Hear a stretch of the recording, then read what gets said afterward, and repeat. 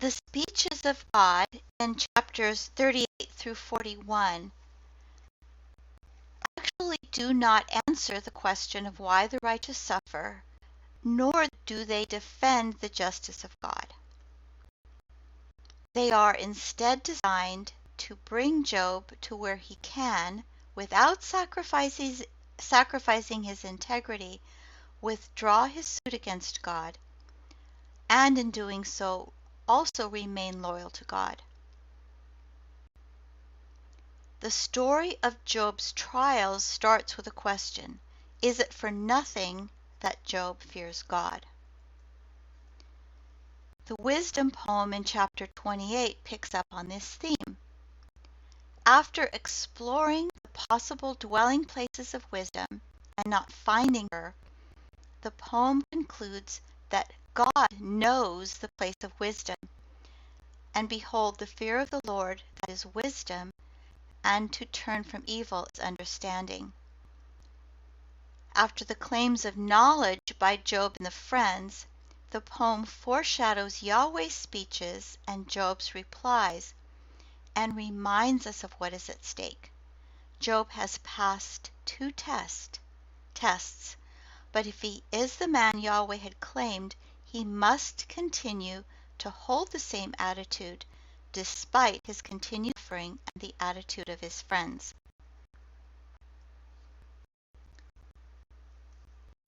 The Yahweh speeches do not tell Job what his choice must be.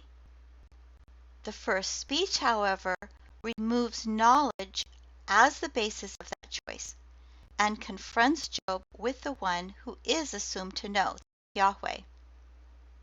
It enacts what chapter 29 proclaims: wisdom is not to be found by humankind. It is known by God, who declares that for humans, wisdom is to fear God and turn from evil. Job is left to choose the only true wisdom without knowledge, without blessing, without honor, and without vindication.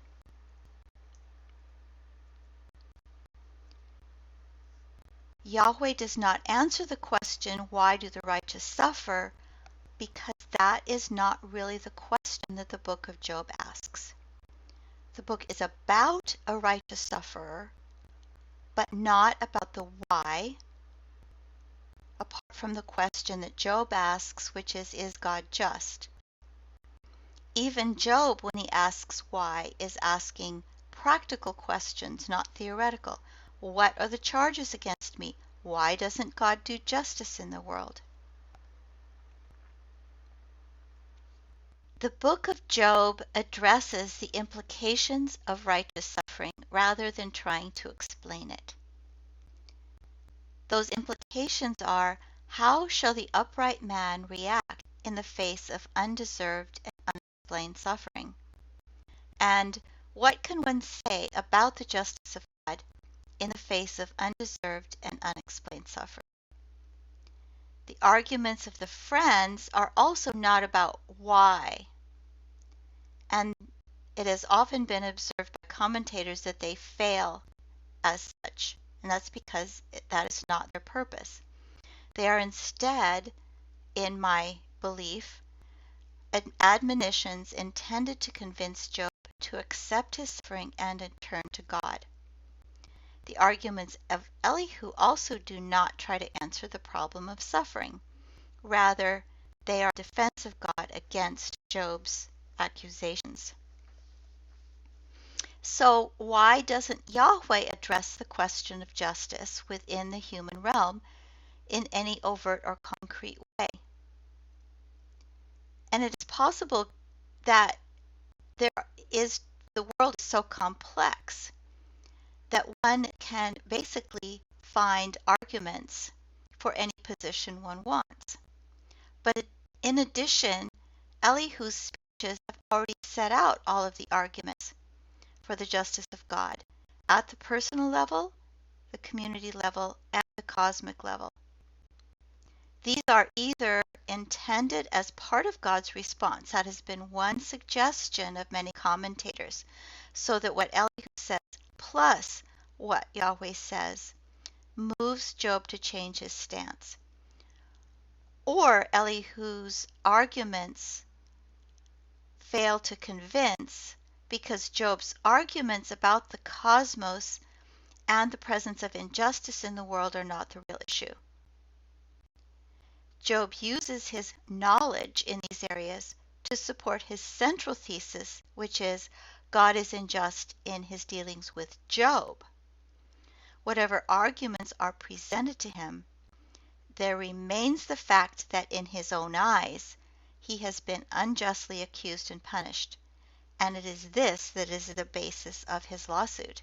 He is not so much concerned about general suffering of the righteous, but he believes that in his own case, he does not deserve it.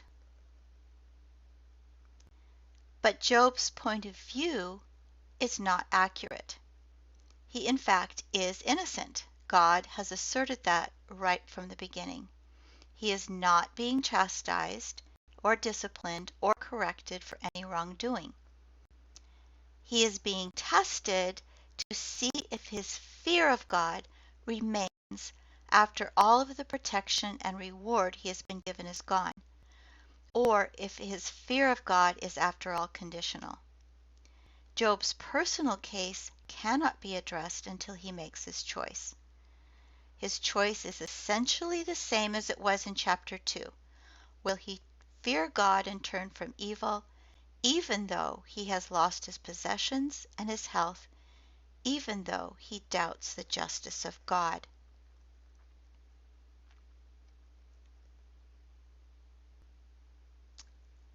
Only after Job has made his choice by confessing his lack of knowledge and relenting his adversarial stance does Yahweh vindicate him. By the way, it might be mentioned here that not every commentator thinks that Job in fact does relent. I think he does. But anyway, the way in which he does vindicate Job is a little bit vague. And Yahweh said to Eliphaz the Temanite, My anger burns against you and against your two friends, for you have not spoken to me what is right like my servant Job. The question is, what has Job said that was right that the friends did not say? And numerous suggestions have been made. But perhaps it is that Job has confessed that he spoke about marvelous things without knowledge and without understanding. The friends have not. Job has chosen to remain in the fear of God without knowledge about the universe or God's justice, and without any assurance of his own restoration.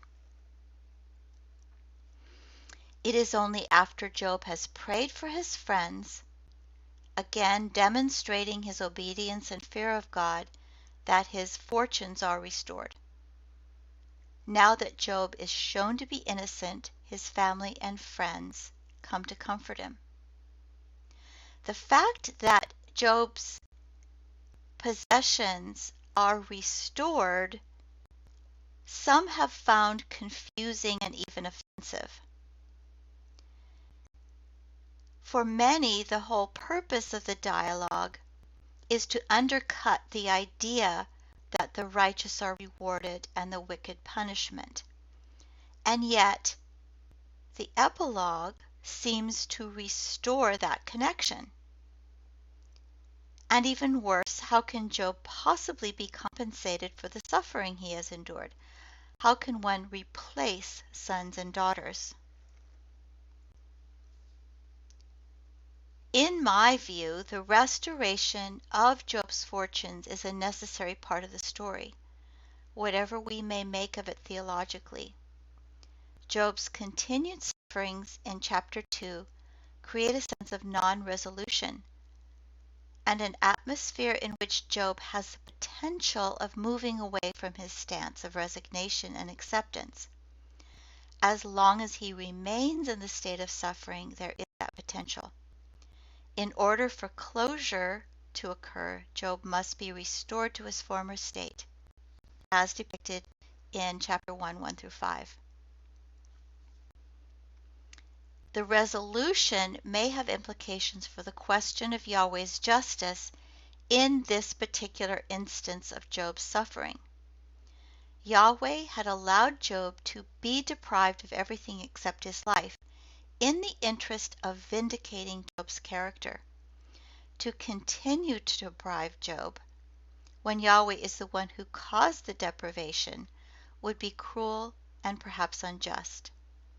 The book may not intend to entirely overturn the idea that God punishes the wicked and rewards the righteous. It may only be arguing that because so much about God's work in the world remains unknown, the answer to the question of God's perceived justice cannot be the basis for service to God. In that case, it may still be entirely consistent for Yahweh to act as he does in the epilogue, after Job has chosen to serve God without the assurance of reward.